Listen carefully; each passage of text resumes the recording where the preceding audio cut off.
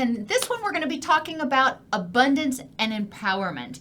And, we started out today talking about strengths and helping people recognize the strengths that they have and reframing some of their unique qualities and individual differences as strengths can help them embrace an abundance mentality.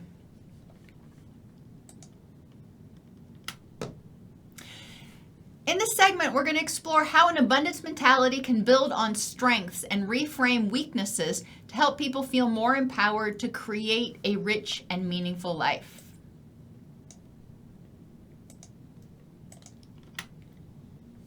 An abundance mentality means you believe there will always be plenty to go around. And this is not the mentality that capitalism is really based on most of the time. So it is a paradigm shift for a lot of people. A scarcity mentality means that you believe there's a finite amount of resources that everybody competes for, whether it's relationships or money or jobs or power, that people are regularly competing and trying to store up more. That way they have the most in case there's ever a shortage. When people become aware of abundance, they are often awestruck by the possibilities. So reflect for a minute. How does trauma contribute to a scarcity mentality? So if people experienced abuse or neglect, abandonment, death, or loss because of natural disasters or maybe a car accident that, caused them to lose some of their physical abilities or a stroke, how could that contribute to a scarcity mentality?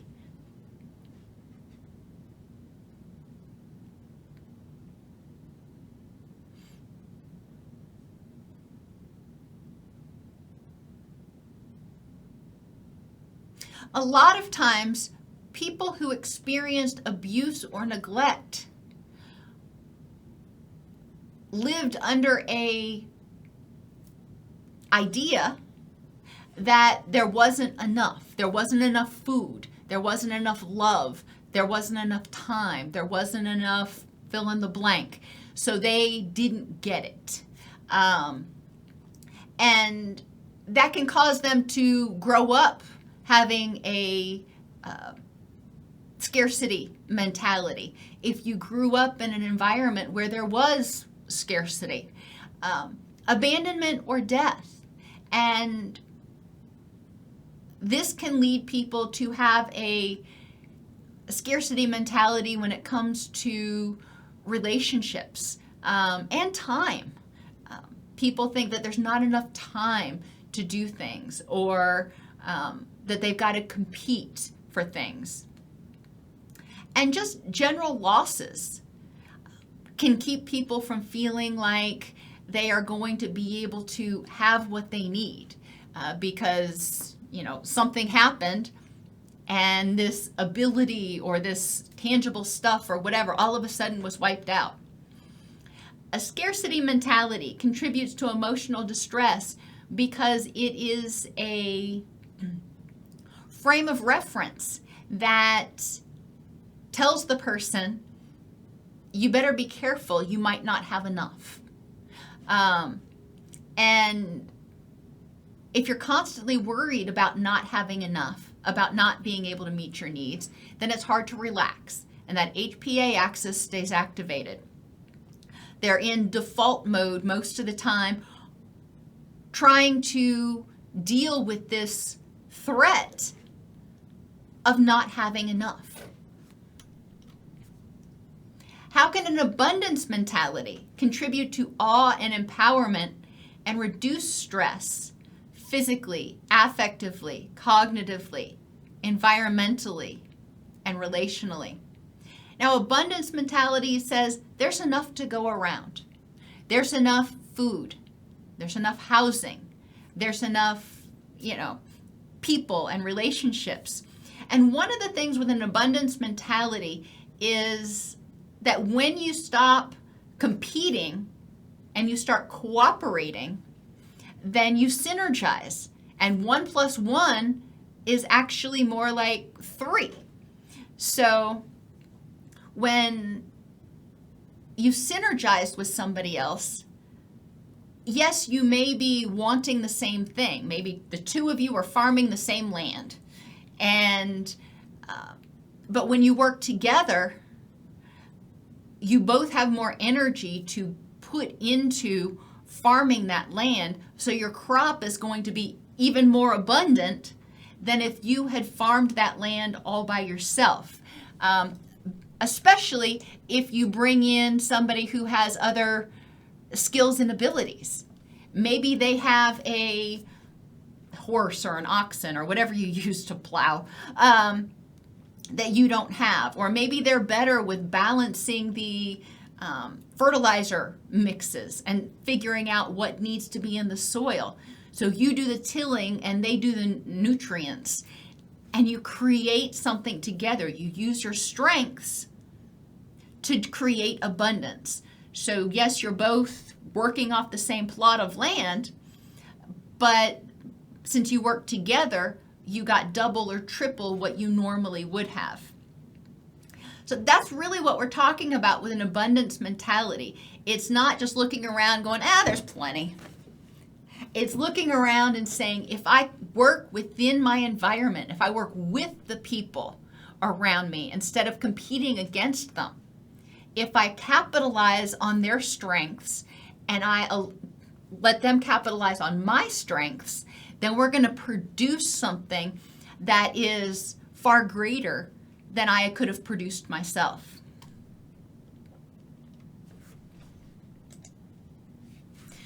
Abundance building strategies, and we're going to talk about 25 of them. Abundance grows from a sense of personal worth and security. If you don't feel safe, then it's hard to share. It's hard to cooperate if you don't trust, if you don't share. So initially, we need to help people develop a sense of safety. Who is it that you are going to trust to cooperate with you and not undermine you? Who is it that you can work with? You can't work with everybody. I'm not saying that it's you want to just throw caution to the wind and start cooperating with everybody on everything all the time. No, that's not what I'm saying. When you start thinking about entering a relationship of abundance, you need to make sure that you are safe in that relationship, that person also has an abundance mentality. And that will help you have a sense of security. And the sense of personal worth, the sense of self-esteem says, I have something to contribute. It's hard to synergize with somebody when you walk up to them and go, you have a bunch of stuff that I need. I don't have much to give you in return, but I want what you have. So abundance means recognizing your strengths and your weaknesses, but saying, this is what I bring to the table. And you have these complementary skills, and I think we could work really well together. We want to recognize the power of thoughts. Optimism. Tragic, not toxic. Toxic optimism is trying to pretend that everything's fine, everything will be fine. Tragic optimism, and I love that phrase, not mine, by the way. Tragic optimism is accepting what is in the moment. And it may suck, and just it is what it is, but having hope that things can get better. And that's tragic optimism, recognizing that at any point in time, quote, everything is rarely perfect, but there is hope that things can improve. Noticing the good and radical acceptance, embracing the good with the bad. For every yin, there's a yang, if you will. And recognizing that if you take a job, maybe you get offered this job, it's one that you've always wanted, you're like, oh my gosh, that's fabulous. Great. That is something that you really want, and that's the good. What's the bad? Well, It means that you may be working 50-hour weeks when you have been able to stay at home with your kids. So you may not get to spend as much time with them. Now, the good, maybe this extra money means you'll be able to hire a housekeeper or something. So on the weekends, you can devote your time exclusively to them and all that fun stuff, and you can free yourself up from some of the mundane stuff. So there's good and bad with everything. When you've got dogs, and I've talked about my pack of wild creatures before, but they make a mess. I've heard the phrase before, and I totally agree with it.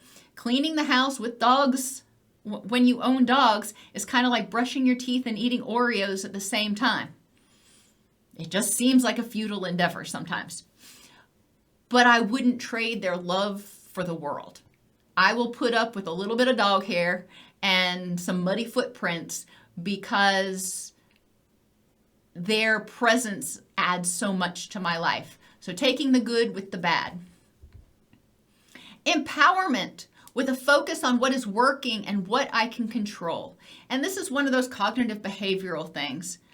But instead of seeing yourself as a victim, recognizing, and I use the mnemonic acronym, I don't know what you would call it, FCP, facts. What are the facts in this current situation? C, what do I have control over in this situation? P, based on the facts, if I do what I can with the things that I can control, what is the probability of a good outcome? Another strategy is to welcome competition as a catalyst to work harder and build more. Remember, I said you're not always going to cooperate with everybody. There is still some competition. Okay, well, that can be a catalyst to help you figure out, all right, now who can I synergize with? How can I work with the resources that I have to be better? And sometimes you're only competing against yourself. Sometimes the catalyst is trying to be a better you tomorrow, or a better version of you tomorrow than you were today. Be proactive. Set goals, learn, cultivate, and share your passions. If we just sit back and wait for life to happen, wait for somebody to offer us a job or make our life better, it's probably not going to happen.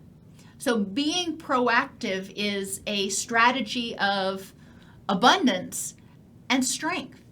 It encourages people to build upon their strengths.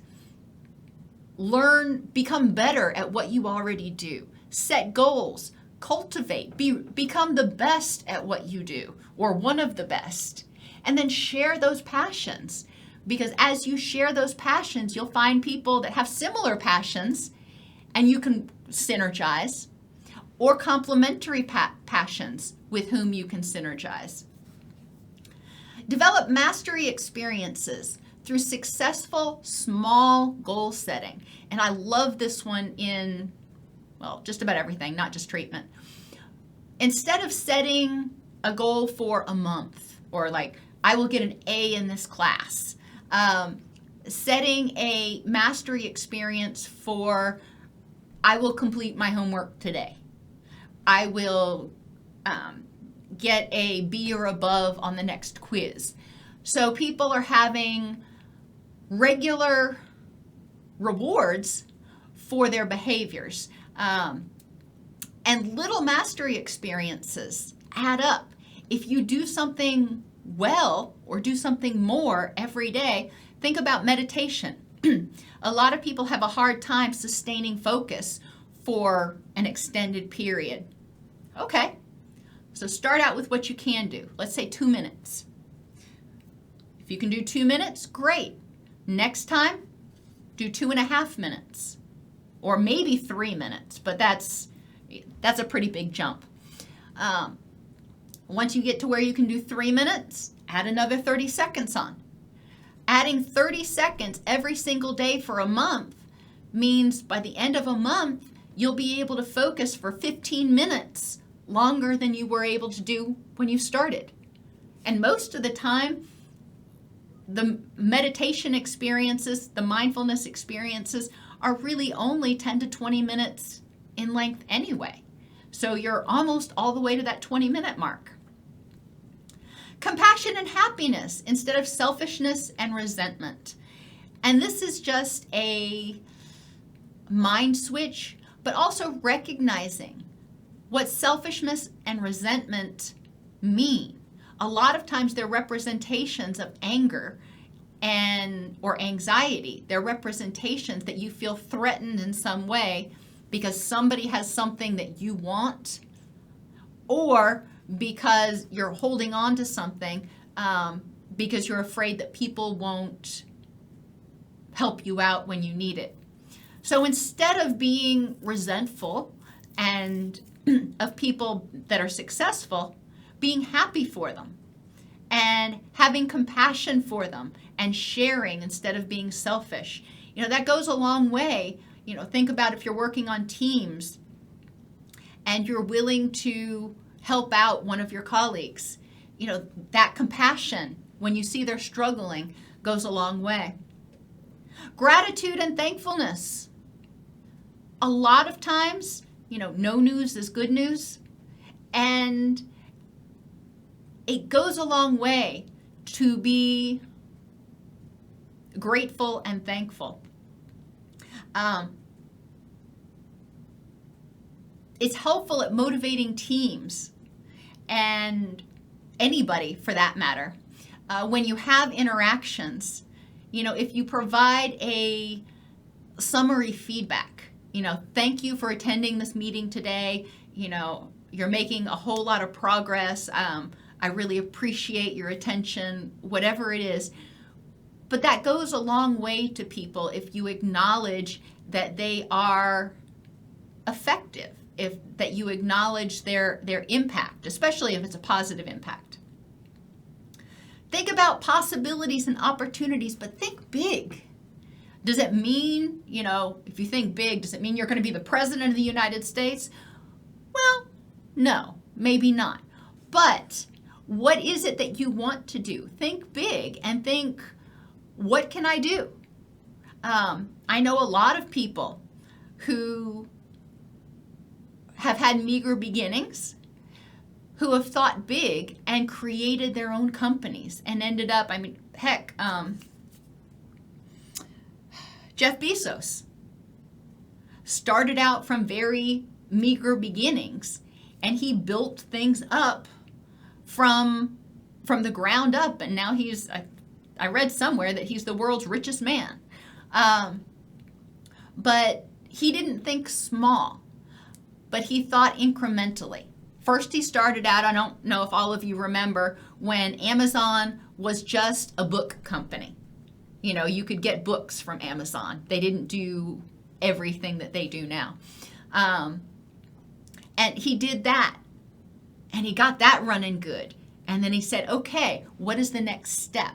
So he was thinking big, but he wasn't trying to do what we know as Amazon from jump. He said, I'm going to do something, I'm going to master it, then I'm going to add on to it. Believe that there is plenty. If you believe there's plenty of people, of relationships, of opportunities, then when you miss one, you're not going to be as upset about it. Recognizing when you apply for a job, for example, if you don't get it, yeah, it's unfortunate, but recognizing that there may be a lot of reasons that didn't happen, and there are other jobs available most of the time. Embrace change. Do what you've been doing, you're going to get what you've been getting. So look for ways to change, and change is terrifying for a lot of people. But it's important to encourage people to be willing to embrace it, whether that means getting out there and starting to date again, or changing careers or moving or whatever it is that they are thinking about doing. Even changing from being somebody who has an alcohol addiction to being somebody who is in recovery, or changing from being someone who is depressed to someone who is not depressed, can be terrifying. When we are at our steady state, we are how we are, we know what to expect. Even if it's not the best thing in the world, we know what to expect. Change means launching into the unknown, and that can be terrifying. Which goes back to the first point on the first slide. Create safety. It's really important to encourage people to feel safe before they launch into a scary proposition. They need to have those secure attachments. Look for the lesson. Things don't always go right. A lot of times we can learn from when they didn't go right. When people relapse, whether it's depression, anxiety, addiction, whatever, look for the lesson. What can I learn from this? Get organized so you can see what you have. I'm a big one because I'm a J on the temperament. I'm big on lists. I have lists everywhere. But I find lists helpful. I have lists of distress tolerance skills. I have lists of things that I like to do to relax. Because a lot of times when it's time to relax, I just kind of look around. I'm like, okay, what do I do now? I don't have anything in my planner. I don't know what to do. I feel like a fish out of water. But I have a list for it. Not everybody likes lists, but it is important to get organized. And that means taking an inventory, however you want to do it, of your resources. You know, who do you have that can help you? When we're talking about abundance, we're talking about all of our resources: financial, spiritual, interpersonal, cognitive. You know, what skills, tools, resources, abilities do you have? And what do you need? You know, for example, I know that marketing is not my forte. It's my Achilles heel. I have all these other skills and tools and things in place, but when it comes to marketing, I know that that's something that I need to add to my toolbox, and probably with somebody else. So organization can really help us figure out, what do we need to build abundance? Think about when you go to make a cake. You know, first you figure out, you get organized, you see what you have. You can't make a cake without eggs. So if you recognize that you don't have eggs, you've got to figure out, you know, well, either how do I get eggs, or what can I use instead? And ground chia seeds actually are a good replacement for eggs if you're in a pinch, but I digress. Create win-wins when you're working with people. If you're asking them to do something, if you want them to do something for you, that's your win. How does it benefit them? Present it in a way that is mutually beneficial. Associate with other people who have an abundance mentality. And a lot of times, if you're doing group therapy, that's not a characteristic that's really present in the room. So, but working with everybody in that room to develop an abundance mentality, it's fascinating how they feed off of each other, if you will, or build off of each other. And abundance flourishes when they start embracing these attitudes and techniques. Share. It's hard to feel like something is scarce when you're giving it away. And when you give it away, it usually comes back. And this can be sharing a kind word. It doesn't necessarily need to be sharing money or tangible goods. But if you are giving away good karma, if you will, it's hard to feel like good karma is necessarily in short supply. You got plenty to give away. It's a replenishing source. And a lot of times when you do good, good comes back to you. Think like a beginner. I love this one. Seek different perspectives and evolving knowledge. I remember when I was going through my first practicum, we would have these huge team meetings and we would staff all the clients in residential every week. And it meant a lot when my supervisors and the other staff would let us, the practicum students, actually ask questions and put forth our ideas. Were we always right? Oh, heck no. But they were willing to hear and consider. And there were a few times they were like, you know what? I don't know why we didn't think about that.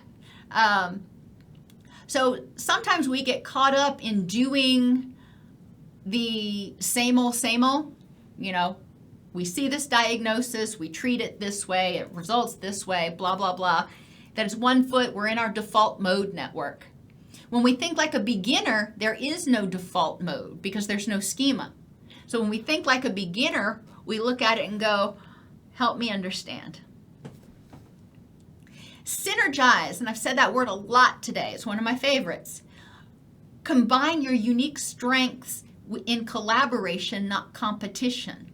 So if you're good at time management, you might want to pair with somebody who's not so good. When I used to have a staff, I would make sure when I put groups together that I would have complementary skills. Somebody who would make sure it got done on time. Somebody who would make sure that the details were there. Somebody who was creative. And I'd put them all together. And initially, it could be a little bit challenging because they were all bringing very different skill sets to the table. But once they got used to it, once we talked about how they could work together, it seemed to work a lot better and actually more efficiently because the intuitor, the meta-concept person, would do their part and they wouldn't get bogged down trying to go back over it 6 times looking for the details because they knew that somebody else would do that and they were far more efficient. They could go over it once and be done.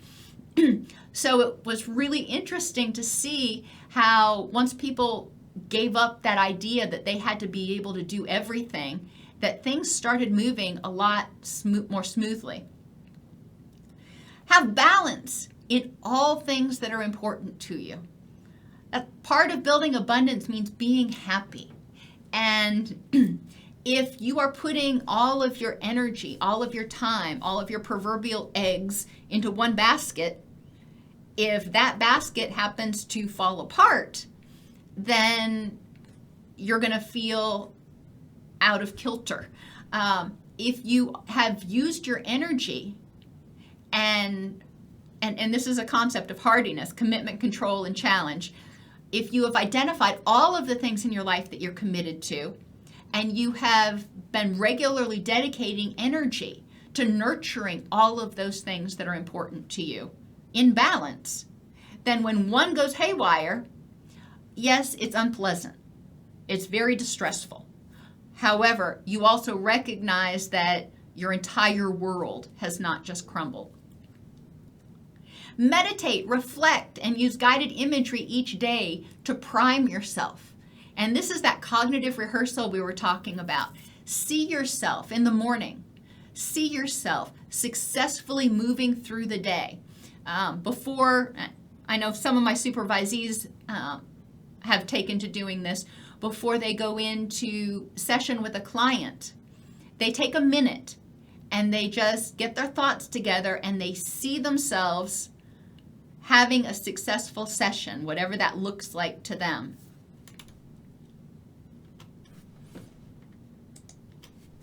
Unplug. Scrolling through social feeds and advertisers reminds you of all the things that you don't have and what you, quote, should, need, or want. That inspires competition and scarcity. It encourages you, again, to focus on what you don't have instead of abundance, focusing on all the things that you do have. Cognitive restructuring helps people identify their fears that come from a scarcity mentality and respond to them from an abundance mentality. So if they have a fear that they are never going to find somebody that loves them because whatever, thinking about it from an abundance mentality, that there's plenty to go around, there's plenty of fish in the sea, as they say. Well, that is a little bit invalidating. You know, we wouldn't want to say that to somebody, but we do want to encourage them to examine from an abundance mentality what they know. What are the facts that they know? They're afraid they won't find anybody. Well, let's look. How many single people that meet your criteria are available out there? And, you know, what is the possibility? And from an abundance mentality, synergizing. You know, how can you cooperate with other people in order to meet people? You know, maybe that's getting involved in volunteer activities or something where you do meet other people that have similar wants, needs, aspirations. And semantics. Choosing your words can help with abundance. Instead of thinking about how much something costs, think about it as an investment. So when you're getting ready to go to college, you know, you may be thinking, oh my gosh, this costs so much money. But you can also think of it as an investment in your future. When you're going out to buy your wardrobe for your first job, yeah, it's not cheap.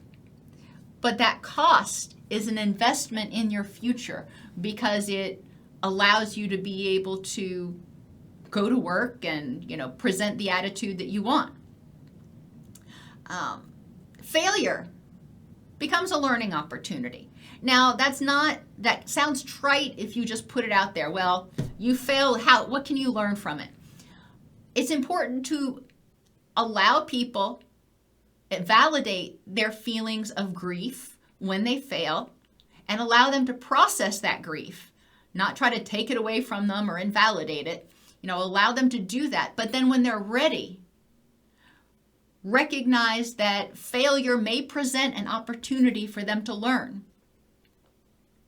Incremental becomes exponential. And that's where we're talking about those small mastery goals. Making small changes, little baby steps, become huge. Changes become transformations. And that's just one of those, what I call awe-inspiring words.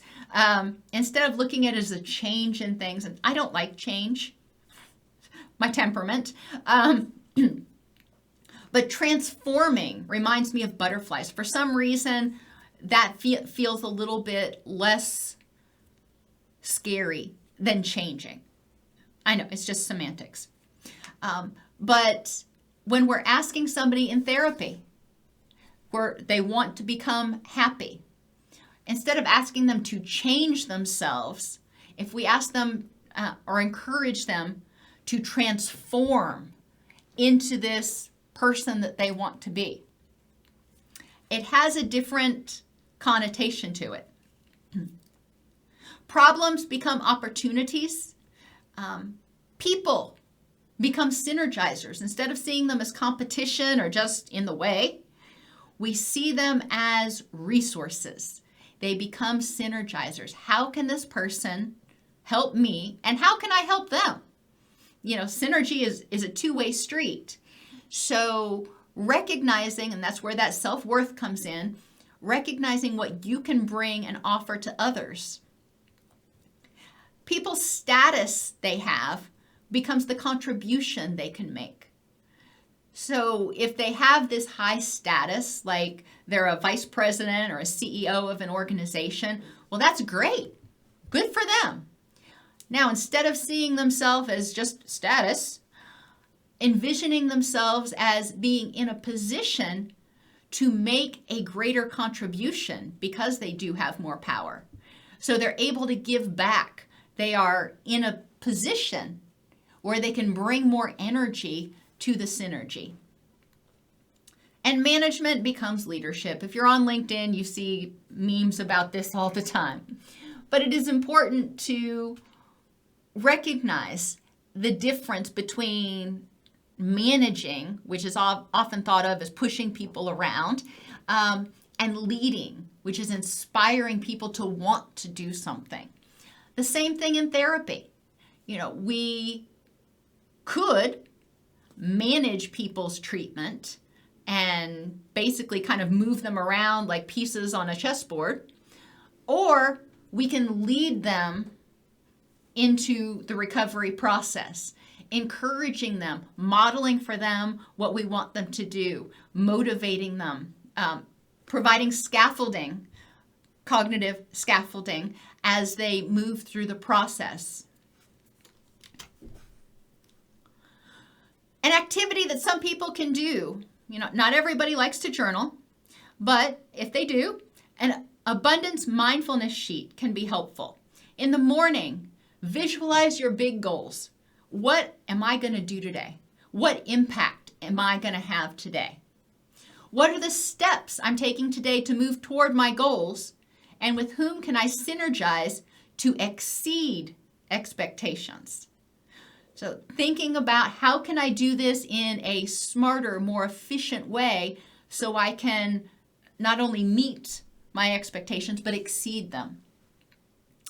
What opportunities, remember problems become opportunities, what opportunities do I expect to have and how can I grow from them? So maybe the person is interacting with somebody at work who tends to be oppositional, we'll say. And they know that whenever they interact with that person, it tends to be a tense moment. So how is that an opportunity? What can they learn? What skill can they practice in that interaction? And how can they grow from it? Instead of seeing it as something that's forced upon them, seeing it as a challenge that they are embarking on trying to accomplish. In the evening, and this helps prepare people so they feel motivated, inspired, and empowered. In the evening, what went right today? What am I grateful for? And what learning opportunities did I have? Remember, when we reflect on our learning opportunities, we are strengthening those neural connections. We're using that neuroplasticity. So eventually, that new way of interacting and reacting becomes part of the default mode. Abundance affirmations. You can have them create a list of these or just have one. Not everybody likes lists. I'm loving and lovable. I am grateful for fill in the blank. I deserve to be happy. Mistakes and failures can be disappointing, and they provide opportunities to grow and flourish. I choose faith over fear. Each moment brings new opportunities. In DBT, I believe Linehan says every moment is an opportunity to start over. I'm successful because I know what I want and I ask for it. My prosperity and health, love, and money is only limited by my own thoughts and behaviors. And you can go online. There are lots of different websites where people have lists of abundance affirmations. A lot of them revolve around wealth abundance. And the concept of abundance is so much broader than that. When we think of abundance in life, abundance in happiness, how can we have so much happiness that it almost makes our heart want to burst? Awe and wonder can help people connect to the universe around them. They can inspire people to recognize possibilities. And an abundance mentality capitalizes on awe and wonder to reframe our experience into one of cooperation and synergy instead of competition and scarcity.